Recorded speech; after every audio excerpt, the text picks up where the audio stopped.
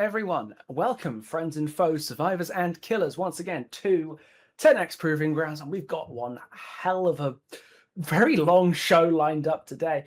Today I'll be casting for you. I am the wonderful Pixel Bush, known for many things, most of them not particularly good, but I do have a wonderful, humble co-caster, the lovely Emmy. I hope I'm pointing in the right direction. Hello, Pixlet. It's wonderful to return to casting Tenax with you. And yeah, we have a big change to the tournament system for the first time in Tenax history, which has not been a long history, but it's been a history regardless, because we're doing the entire tournament in one day. And while we're not streaming all of it, we cannot cover every match because they're played simultaneously. We will be covering the entire tournament on stream today, and I'm super excited to do that with you. Oh, absolutely. It's going to be a nice, if you like high-level Dead by Daylight play, which presumably you are if you're here, and if you're not, maybe Animal Crossing stream might be better. I don't know. You should just watch anyway. If you like high-level Dead by Daylight play, you're going to get a hell of a lot of it tonight. We're going to be here for quite some time. Yeah. Should we? Are we good to just talk a little bit about our first round of the night? I would absolutely love to. We have Astrology facing off against Team Rocket. Team Rocket has been. Wait. Sorry. Team Rocket has been the second place in our last two tournaments back to back, I'm pretty sure. No, they won one a while back, and now they lost the last installment versus Team Gorilla in the finals. Now they're back with a vengeance, trying to get the win in the 13th installment. Team Absolutely. Astrology, we have seen them before, I'm pretty sure, but so far they have not been able to make a deep run in the tournament. They're a South American team, so there is going to be a lot of ping involved, and the two teams have agreed on playing the Trickster on Wrecker's Yard. Absolutely. That is going to be a really interesting set, because this is kind of the last hurrah for our current version of Trickster, at least assuming the rework on the PTB goes live, which we have every reason to believe it will. This almost feels a little bit historic, you know. This might be one of the last Trickster sets that we see before he goes back to a 4.4. Yeah, we missed out on that lit tiebreaker on Haddonfield, which would have been the last Haddonfield for Yeah. Tenax.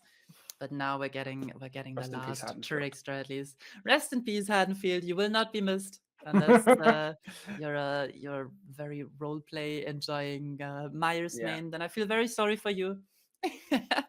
But I think most players are rather happy with the removal of that map. Some of you may die, but it is a sacrifice I'm willing to make. Yes, and this is a pick that Rocket has picked for himself in 3 different occasions now, so very comfortable with this draft. And Astrology, being the underdogs, definitely have to show some prowess on the killer to be able to advance to the quarterfinals here. It would be a pretty big upset because Team Rocket is our highest seeded teams in the qualifiers. Absolutely. They've for those of you who watched prior events, Rocket has been a recurring nightmare, if you will. Especially again, we've seen Rocket's Trickster before. Let's look at the map, because I believe the last time, at least I remember seeing a Rocket's Trickster, it was on Coal Tower, if I remember correctly. But we're on Yes. Wrecker's Yard this time. Exactly. The teams always have a choice between 3 maps, and they have decided to play it on Wrecker's Yard, which has that basement in the middle of the map, so we are very likely to see agitation, and the survivors will try their very best not to give an early basement hook, because that is one way for the Trickster to quickly snowball the game, to camp out one survivor, and to make it also difficult for the survivor team to get the unhook safely. So that is definitely the #1 area to avoid. And as the Absolutely. Trickster, Rocket, our other killer players don't have to deal with that pesky main building that Coal Tower has. So definitely Absolutely. something that they'll be looking forward to. So probably no bamboozler. I'm just expecting something very simple like agitation, pain resonance, corrupt intervention, or eruption. Yeah. We're not exactly going to be. There's a common myth that I see among a lot of players that competitive Dead by Daylight is just, you know, um, just camp 'em to death simulator. And if this is your first experience of comp Dead by Daylight and you're coming in watching this match, you're not going to be convinced otherwise from this one, because this is going to be I should imagine, as you said, a fairly defensive game. Trickster is pretty exceptional at hook denial. That's one of the things that he is best at. Like, that is, there aren't many killers who do it like him. And the presence of that central basement plus the high likelihood of agitation, we are almost certainly going to be seeing interesting unhook situations, shall we say. Yeah. One thing that they intentionally removed on the PTB for the Trickster is the ability to use main event near hooks. And guess what? Yeah, This Trickster still has it. So if you're trying to take a hit for your teammate, if you're trying to get that unhook, you're gonna be turned into a pin cushion. But yeah, again, of course, there's more to comp than just camping, right? oh, The for killer sure. has to get that hook in an advantageous position. The chase has to be fast, and then they have to make the decision whether they have enough time to camp the hook or if you need to pressure the map more. But we do have an expected result of 6 stages for Trickster. Anything above that, I would say, is a really good result already. Yeah, And yeah, the Trickster being a bit comparable to a ranged bobber or maybe a Huntress when it comes to camping. yeah, for sure. It's just so impossible to get the unhook if the Trickster really decides that they want to camp you out of the game. Yeah, it's just a question of how quickly those first the how is whether he, my apologies, how quickly you'll be able to convert like like finding a survivor first, and how many gens the survivor can run you for before they're put on that hook. Because once they get on that hook, they're unlikely to be getting off at any time soon. Yeah. And making the trick, if the tricksters can get the Christian can get the down super early, you make a few mistakes, you path somewhere he can easily see you, then that camp kind of becomes free. He'll be able to get someone dead with a couple of gens left without too much difficulty.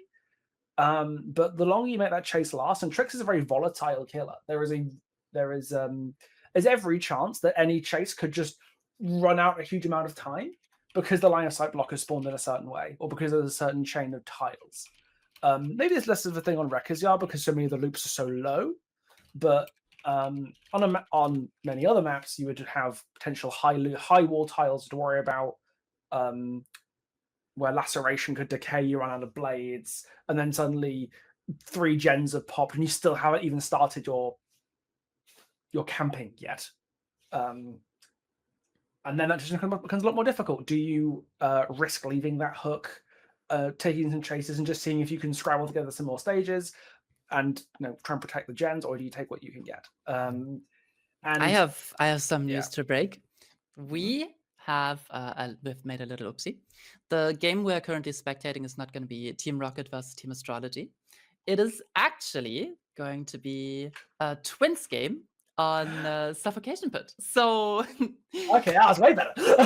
yeah, Pixel and I are very excited. We actually have Team Yes. Aterfall versus Team Riot. I'm very sorry about this little inconvenience. A lot of Yeah. yap doesn't matter now. Yeah. On one hand, we are sorry for the miscommunication and for the little swerve in our plans, but also I'm not sorry. This is way cooler, because now I get to geek out about twins with somebody else who likes geeking out about twins. Absolutely. I'm this is all worked out in our favor all this time. Yeah, I'm gonna let you take the reins real quick while I try to get some info from the back end. Absolutely. Yeah, Twins is a set that we don't actually see as much as I would expect to see them. I think they get banned quite a bit. But Twins are a killer who, again, I described Trickster just now as volatile, but Twins are on a whole other level of volatility. Like, this is a killer who, they have a super high kill rate in public matches. They, because they punish poor coordination. Coordination is the make or break with Twins. The teams have to know how to handle a twins, and if one person makes one mistake, they don't kick Victor when they should. They miss a locker they should have hopped into, and Victor downs them instead of being able to force a locker grab. The game can completely fall apart, like spectacularly fall apart, and the twins can get absurd results that you'd think like Blight would struggle to get, but just because a simple coordination mistake can knock the whole game into disarray. But these are high level survivors we're talking about. We're talking about people who know what they're letting themselves in for, who, if they let the killer through, have a good chance of having scrim this killer a non-zero amount. Ignore her in the background. And I can't ignore her. I'm sorry. But Way no, too twins. cute to ignore. Yeah, twins are twins are always an interesting killer because they can so easily pop off at any given moment. So it will be on the survivors to contain Victor's sheer lethality and mitigate their ability to snowball off of injuries. I'm interested to see how they manage to pull this off. I'm really, really interested. And of course, the twins are being played on the Suffocation Pit, which is famously one of the bell-shaped map, which means they have a bit of a choke point in the middle, and then two upper areas in the top and the bottom of the map. And our twins player will focus heavily on defending either one of those sides, depending on their gen split. The last couple times that we've seen twins in comp, I think, was in the Tofu Invitational, I'm pretty sure. No, wait, it was Hens World Cup. It was Hens World Cup. I think Team Russia picked twins quite a bit, as well as Team Poland once. And we also saw a bit of twins in DBD League picked by Team Ascent and by Team Umbrella. And Ascent sounds familiar. Yeah, pretty impressive team. I hope to see them back on Tenax again soon.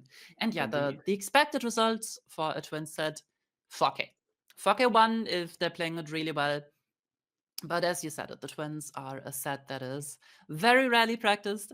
I'm telling you, I've been trying to get any team to scrim my twins.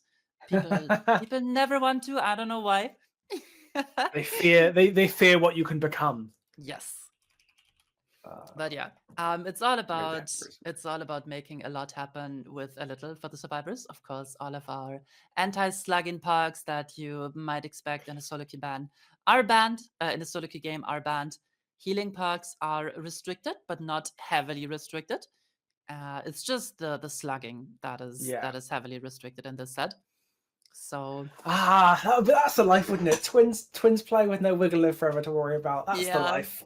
I played one game of twins on stream today, and I immediately hear a boon, and I'm like, oh, come on. No, please. I swear, and my friends can verify this, that for years I have been cursed because if I play twins, I will get the flip-flop power struggle or like the exponential breakdown gamers every other match. They're like cockroaches. They just come out from the woodwork. It's insane. Yeah. And when I'm playing my other killers, I'm playing like Skull Merchant, I don't see them. When I'm playing Survivor and solo queue, I don't see them on my team. Yeah. But suddenly, like, I play twins, and it's like, right, like someone at Behavior said, like, oh, someone logged on for a twins game, like the one twins game this week. Everybody put on flip-flop power struggle. Maybe it's confirmation bias because you're looking for it more, like you notice it more. But that's just the way of twins, I suppose. Or you play Spirit, and all of a sudden everybody plays Iron Will. It's always like that. Well, with hearing like mine, everyone's got Iron Will on all the time. Why do you think I play Skull Merchant? I got a radar. I can just see everything. Yeah, that's really nice. Just play the games on your phone. Who needs to hear anything, especially when you're going to lose anyway.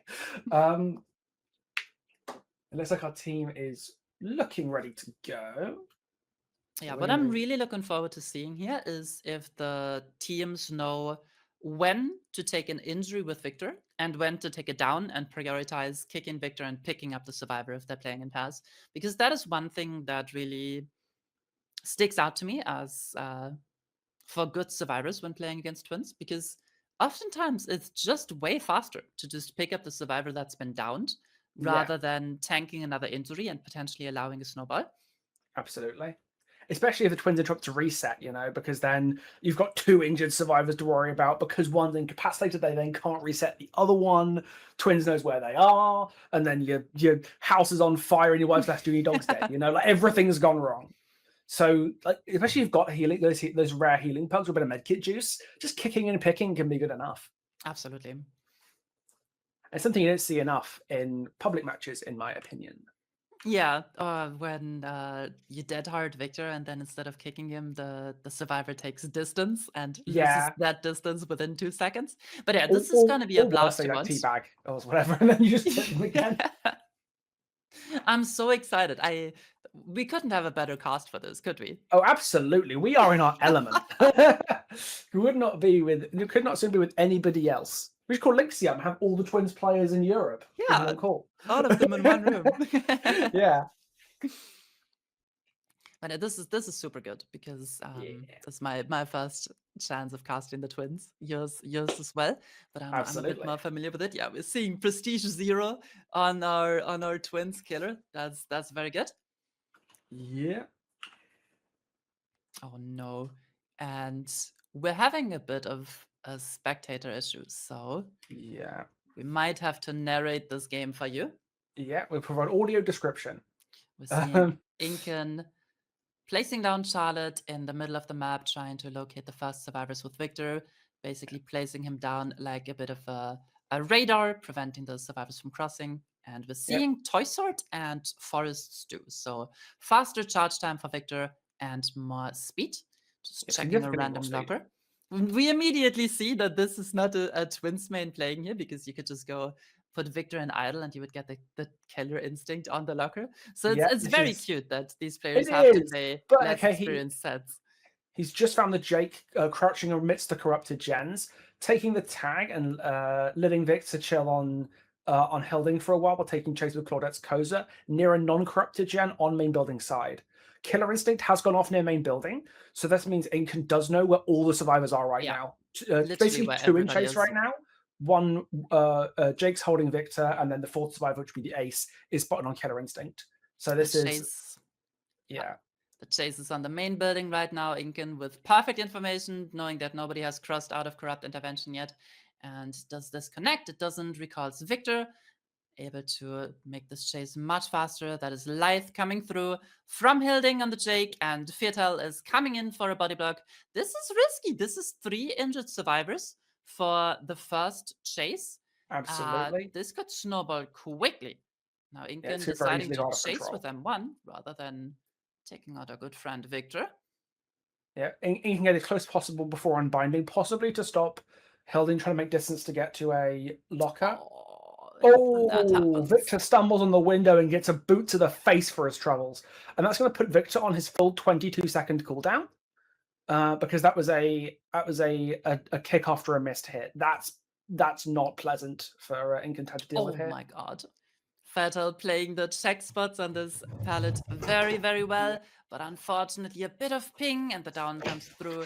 The perks that our killer player Incan has brought are Agitation, Pain Resonance, Corrupt Intervention, and Eruption. And they do get a hook in the corrupted area on a hill on top side. On a skill trip too. There's not a super strong 3-gen in this top side of the map. So Incan probably hoping that he would be able to play around the bot side instead.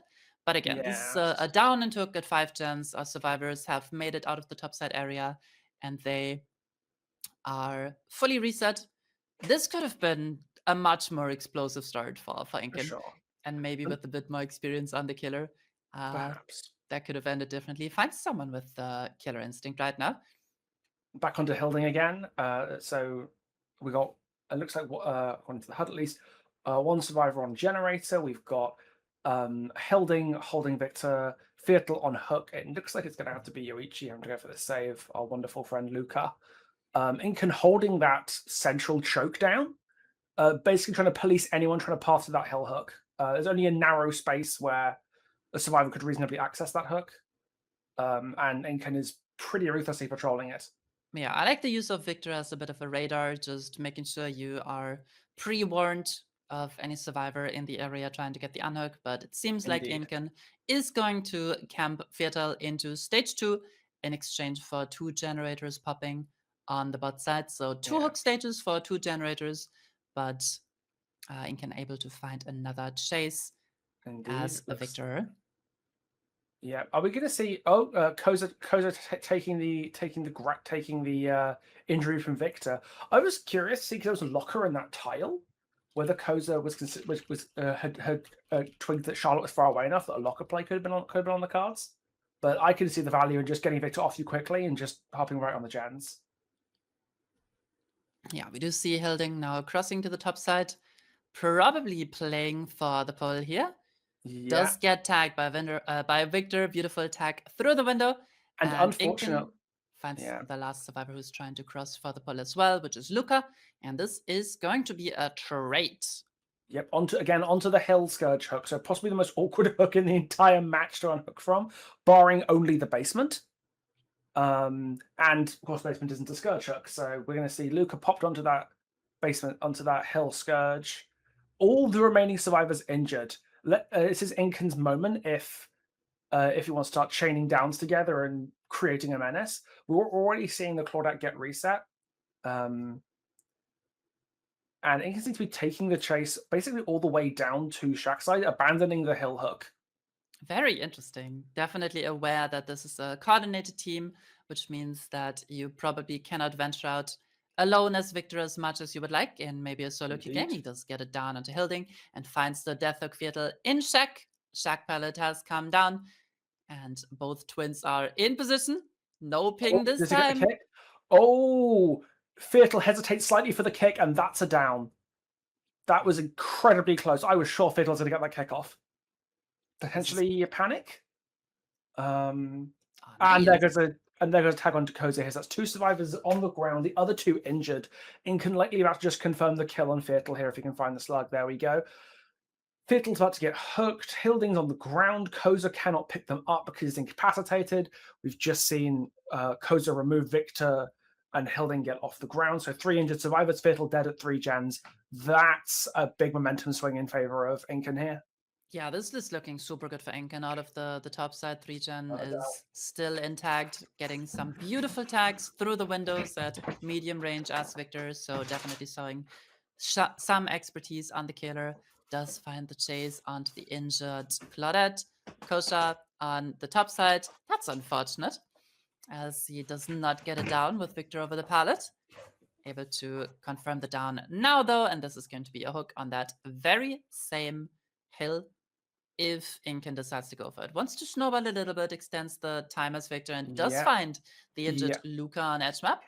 Knows he's not close enough to get the grab just yet. Sees all injured survivors right now.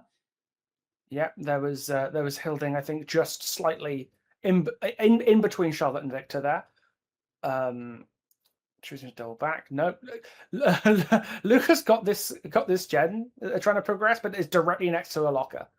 So we're just getting the back and forth of Victor running over. He did eventually get the down onto Luca, but a few moments where like Luca's going to dart for that locker again. But that little time waste, quote unquote, got Koza back up. Koza gets the kick off on Victor after a missed pounce over a pallet. And now Inken presumably just going to get the pick up on Luca, unless he's going to try and greed for even more slugging. No, you should definitely play for the pick here. Sure. He's in such a demanding position, and we can assume that this is the only generator that our survivors have progress on. So he can definitely play for 4K3 here. Kosha and Hilding do have to reset, and that's exactly what they're doing around that main building. Pain Resonance comes through onto the only progress gen, and Pain Resonance didn't come through onto that one. Luke had already been hooked. Good observation, my bad. The other 2 are the last 2 pain res last 2 pain res tokens, but that's an immediate attach onto Koza, killer instant onto Hilding. Inken's got his pick of the next chase. He still has all injured survivors stuck in the top side by the hook. Koza's removed Victor immediately, which means that he can just come right back out again. Yeah. I should imagine someone's going to hit the floor in short order. But Inken playing it down beautifully, very methodically, very slow, just knowing that they're in such a strong position right now. As the survivors would getting a gen done at this point would be a serious challenge, much less any better than that. Yeah, this is definitely looking like a 4K3, Yeah, which is a really, really, really good result. absolutely. Yeah, I do think a 4K2 could have been possible if the survivors had just committed agreed. to one more gen, but they are aware. Oh, well, there's a down onto Hilding on a high progress gen too. If Koza was doubling up on that, there's a chance they could have got that done. Obviously, the gen still had a fair bit of progress on it, so it could just easily have been, guaranteeing their death even quicker. Yeah. But I'm curious to see where Koza is, and I think Inkin's in the same mindset, trying to find if Koza Oh, can be found. Koza can be found. There we go. And this is just wrapping up really. Yeah. Koza running directly back into Victor. There we go. Back at this pallet where it all began for Koza. This is Victor so gets boot to the interesting. face, and now I imagine this is just wrapping things up as we go. Yeah, Um, Inken deciding to play this pallet gym with wall hacks because Hilding is on the ground, calling out his every move, making it impossible for Koza to get mind gamed. Indeed, and Victor's on that It's lengthy great. post-kick cooldown, so he's not going to be doing anything for a while. But yeah, this is just Yeah, Koza's owned away waiting from to the get wrapped downs. up. So there's no. Yeah, Koza's owned away from the downs. There's no way a sneaky pickup can happen. And now the garbage filler, and that's Koza on the floor, and that is That's going to it. be a 4K3. Wow. Yeah, I really wish you guys could have seen that. really dominant result from Inken, just playing the map really well, focusing on macro and just perfecting that very well. Hey, don't swing at that. We are, again, Absolutely. incredibly sorry that you were not able to spectate this game. Unfortunately, we had easy anti-cheat kick us out, so streaming this game was not possible for us. We are super sorry. We will return for the killer side of Team Riot in just a bit. Yeah. This is Aterfall getting a 4K3, and the Team Riot on the back foot, definitely. Absolutely. My first immediate thought: how differently does that game go if Viertel kicks Victor at that shack pallet? Yeah, very different because then, How? of course, Charlotte is forced to wait through the cooldown, break the shack pallet. Viertel gets to play the fillers on bot side that Yeah. have not previously been used. The The survivors get to healthy. pop the top Yeah. side gen and that middle map gem as well. So it's Yeah. at The least 2 healthy more gens Claudette. done. Absolutely. There's also a healthy Claudette as well. Because the down went onto Viertel and then immediately a tag onto the Claudette after that. Neither of the things would have happened if Victor had been kicked. So that was exactly what I was saying earlier. That a single mistake, a split second hesitation to kick Victor, knocked that whole game out of whack, and gave the killer an expediently fast 4K3, which is going to be a real challenge. Yeah. For a real challenge for Team Riot to beat. To be fair, I'm not coping here. If I say that maybe Incan could have made this a 4K4. Like, I think I'm inclined to agree. Actually, I think I'm inclined to agree. The start was a little bit. Maybe the word is feathery. yeah. Like I a think little. Incan could have just prioritized or like capitalized on those injuries way more than they did. Yes. Don't get me wrong, this is a phenomenal result. For But sure. as a Twins man, I'm gonna be like, I don't know. I would try it, but of course, So, in a comp setting, if you're given a 4K3, you're taking that, and you're oh, like, yeah, absolutely. Yeah, this playing is it safe, getting the incredible. 4K3. That's how you do it. Yeah. No, that was. I could definitely tell it was a little bit of what do you call it? Uncertainty about how to use Victor in the very early game before anyone was found. Lots of switching back and forth. Yeah. Perhaps not quite realizing Victor's ability to be a useful radar. But once the ball was rolling, it did not stop. Yeah. It was just a tank.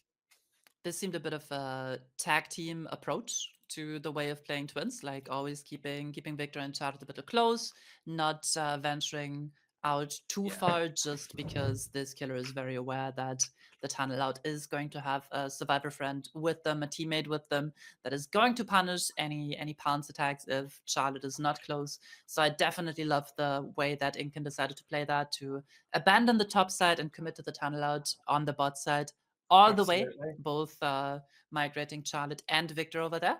I think that is Yeah. the correct play in that situation. And it takes a lot of decision making. This is definitely a comp mindset to playing the twins that we saw there.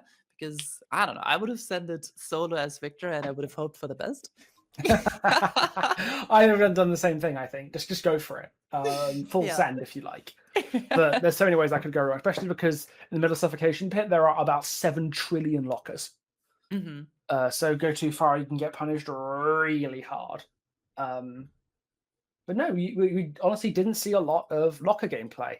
Yeah, we saw Luca do Yoichi, it at the yeah, ultimate. Luca did it at least once. But there was quite a few moments where it almost felt like Charlotte was getting a lot of pressure almost for free, because Charlotte was obviously hanging out by the hook on that hill, on the hook of death. Yeah. So much happened on that hook. And then you'd see an injury on a Claudette doing a gen across the map, because even though there's a locker in the tile that the chase was happening in. I guess maybe it was a sense of like not appreciating how far Charlotte actually is from the chase, and how little, and how I guess obviously the long term didn't really matter, but just these little moments where a little bit more practice, because as you said, not a lot of people scrim twins, Mhm. and the standard of twins play that you see in public games is both exceedingly rare and not particularly high. Yeah. So the number of opportunities you would get to play against, you know, really good twins in a comp setting without the perks that normally like spell death for the twins. Yeah, there was a lot. It was definitely it was a game I wish you could have seen, I think is the way I can put it. It's a game I wish you could have seen.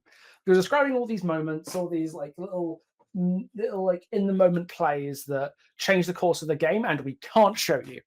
Yeah. You had to live with the Pixel and Emmy audio description service. Well, hopefully we show it working for the next for the second round in this best of one.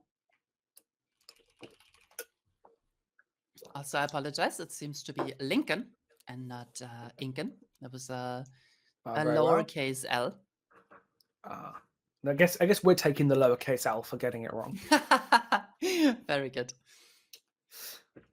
Well, yeah, it looks like our killer is going to be Hilding this time. Yes. And that is going to be a blast. And I should imagine Hilding is a little stressed. Yeah.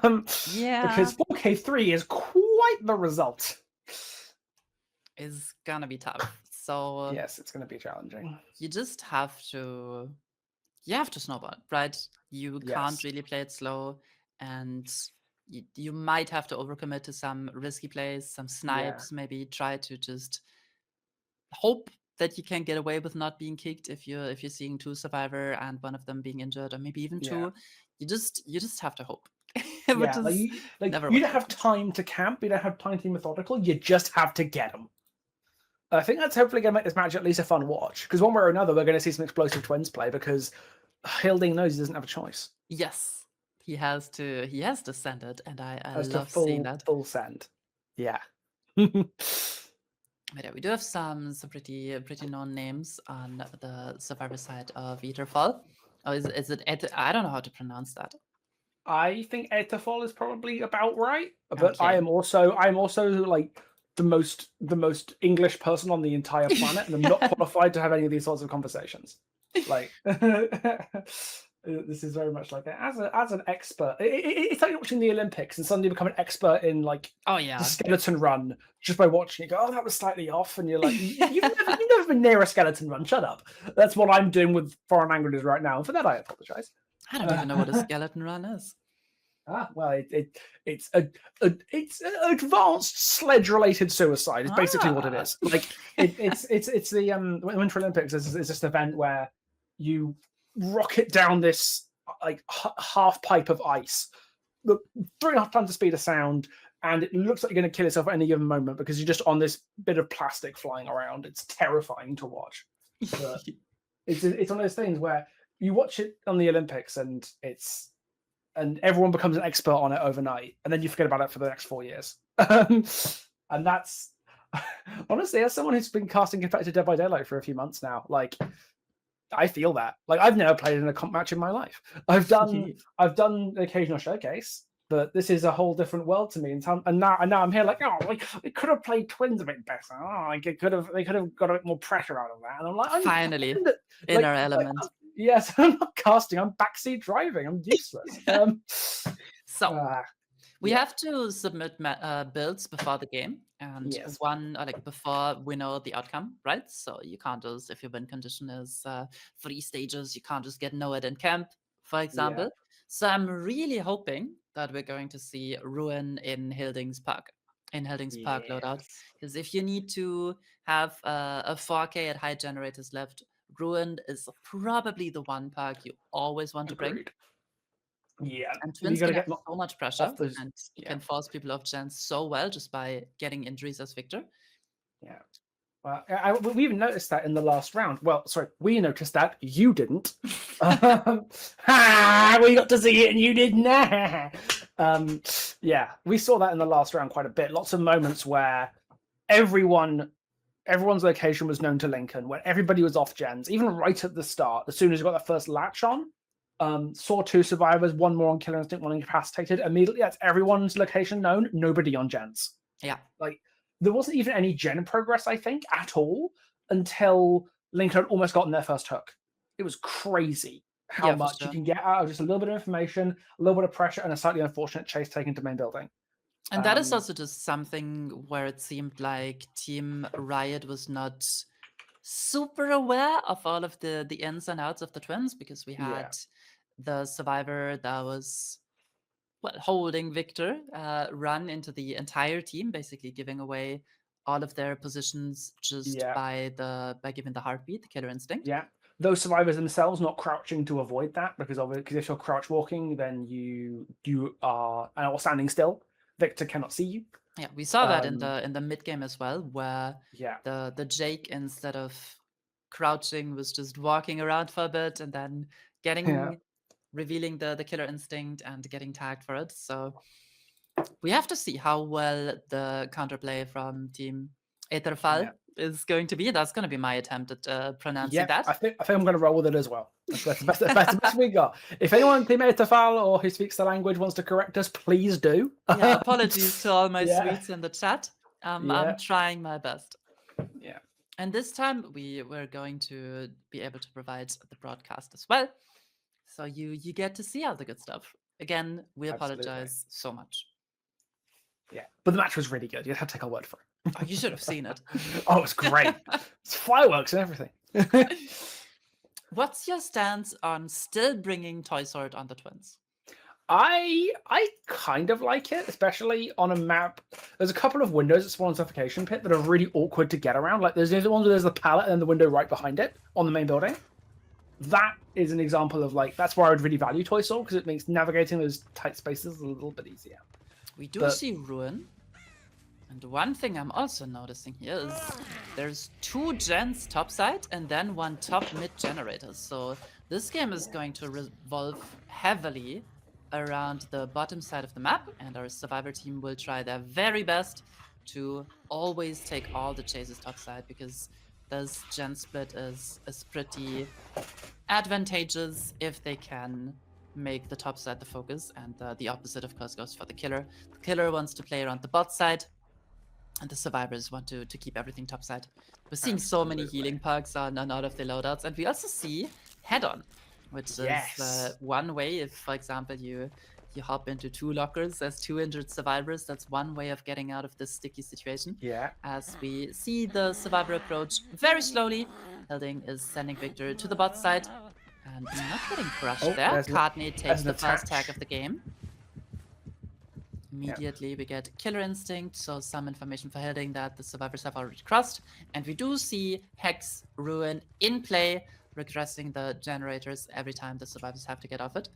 of them, Absolutely. which is going to happen quite a lot because they need to really prioritize those resets, just play it really slow and play for low stages. Yep. Aterfall know full well they've got a lot of wiggle room to work with here. What they need to do is, I'm sure they know this, do not give Hilding the opportunity to start doing something silly. No running into the enemy team, running in with Victor and showing everyone where everything is. Oh, are we going to see a pallet drop into starting Charlotte? Oh, they're not taking the risk. Oh, Lincoln just taking the attach and staying at Shack. No attempted pallet drop to stun Charlotte out of Victor control. Yeah, Curious. this is 2 injured survivors on the bot side of the map, and the Shack pallet has a very strong resource already out of the way. Of course, Hilding doesn't have a down just yet, but there goes one gem. generator gets completed. Corrupt is over and done with pretty now. snowballable, in my opinion. Quite possibly, yes. It depends, I guess, on how close the other survivors are. It's fantastic if they can get it down here, but if the other 3 survivors are across the map holding in one generator, there's so much snowballing that can be done. Courtney has already been reset, which means I think that was the medkit survivor. Yeah, there we go. Yeah, coming in for the body block. I'm loving this team play a lot. Absolutely. They're just playing as hard as they can to deny possibly a pain res. I could see them trying hard to deny a pain res here. Knowing that 2 survivors or even just 1 can stay on a gen, keep Baron from clearing it out. Just delaying pain res as long as they can. Yeah, I completely respect that. And forcing Charlotte to play as an M1, so she has to do that to get the down. Down onto Lincoln. Comes through now at 4 generators remaining, but Hilding knows they have to check on their generators. Just deciding to fully slug this, having to play for the win con, not more generators can get completed here. Ruin coming through as he finds Snapper on the top side. Victor hasn't been recalled yet, so he's relying on. But he also doesn't be looking around to see where Victor is. I think he's perfectly chill, just letting Victor be like, "Hey, you don't get to do gens for a while." Yeah, it's frustrating because you have to slug a person on the bot side of the map and just be trapper for a bit as you try to M1 chase these survivors on Suffocation Pit, which is probably the most played 1v1 map in DBD's history, just because Trapper 1v1s are being had here. As John Trapper Wraith suffer. Trapper 2x. John playing this pallet really safely, winning all of the 50s, finally does get tagged, as Lincoln has been reset on the bot side of the map by Courtney, but Neppe can just walk away at the top side gen. Absolutely, full pick and reset. I noticed there's not even any priority to get rid of the ruin either. Like, I'm not seeing... The ruin's in the middle of the map, seemingly in a pretty obvious place. There goes the second gen popping. Hilding needs a miracle. Let's be pretty clear. Hilding needs a miracle here. It's Cartoneo. They're potentially threatening a pallet save, but challenging twins for a pallet save is risky. This is a killer who's like, "Oh, you want me to slug? Fine, let's make that happen." Aki is really playing on the edge here, always there to support his team, but this can backfire quickly. So hopefully he has a locker nearby. Oh, there's lockers. Long range nade. Yeah, just if you're playing against a good survivor team, this stuff is going to be so frustrating. Absolutely. Oh, John is up, so third person's clearly already there. I'd be worrying about Hilding what the 4th person's doing, because we know where 3 of them are. But 1 person is all you need to be doing a generator. But our killer can't be at 2 places at the same time. Wait a second. Can't. They actually can. They're one of the 2 killers that can. Well, 2.5, depending on how you count Houndmaster. Snug's there for a little bit. I think this is just... Hilding knows he can't do anything. The counterplay from the survivor side of Aterfall being way more practiced than what Team Riot was able to show us. Unfortunately, this is just looking clinical. You just have the medkit player and there we go around every chase, and this is the win condition achieved for our survivor side. Well played. Yeah, that was a valiant attempt by Hilding, trying to make a lot out of really a huge undertaking. 3 gens on a map, like 4K at 3 gens was a tall order, especially when the survivors knew that that's what they had to shoot for and could take liberties that maybe they wouldn't if they felt they had to get out. Yeah, and of course this Hilding is only in this position because they did play for this win condition, right? Yes. They could have gotten a really good result in a normal game where you don't need to 4k4, but I think they played correctly. They played into their They win did. condition. They They did- unfortunately were not able to achieve it, and Yeah, they did what they could. yeah, They did. had very few choices at many points in this match. I think we just have to compliment the survivor play. Absolutely. It's well calculated risks that Courtney has been taking for the team this entire time.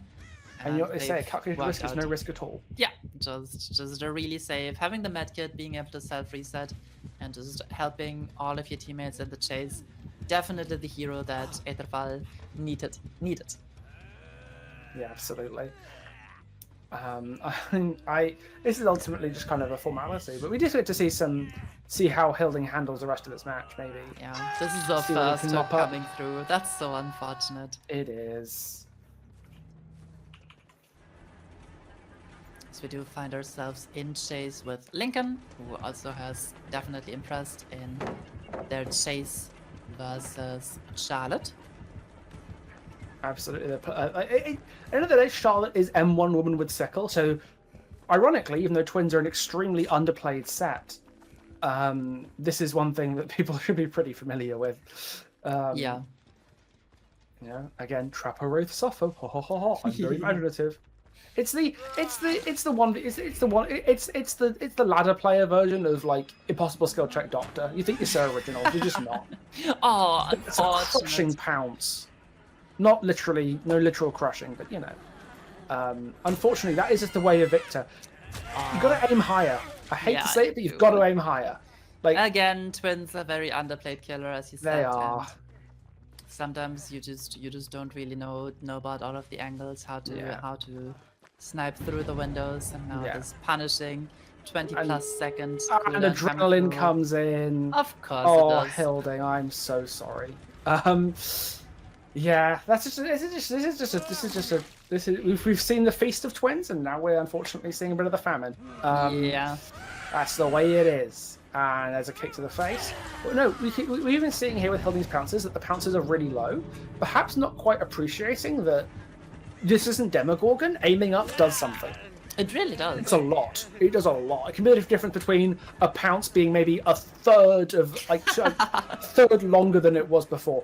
Maybe, no. Do they please tell me they know to not get grabbed while healthy in the gates? Oh, No, that is trying it would be to be beautiful. Courtney. Oh, it would have been beautiful if we'd seen an end game grab. It's been a long time since I've had one of those. I think they were just trying to body block Courtney to Yeah. prevent him getting out of the gate as a little Indeed. silly, you know? Well,